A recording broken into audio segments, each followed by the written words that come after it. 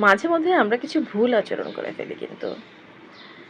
আমাদের কিছু আত্মীয়স্বজন আছে, আপনজন আছে, যারা আমাদের কাছ থেকে ভালো ব্যবহার পেলেও আমাদেরকে খারাপ ব্যবহারটাই দেয়।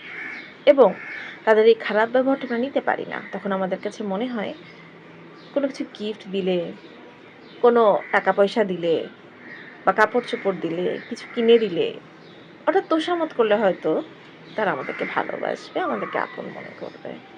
কারণ আমরা ভালো ব্যবহারটা চাই তাদের থেকে। কারণ যেহেতু আমরাও ভালো ব্যবহার করি।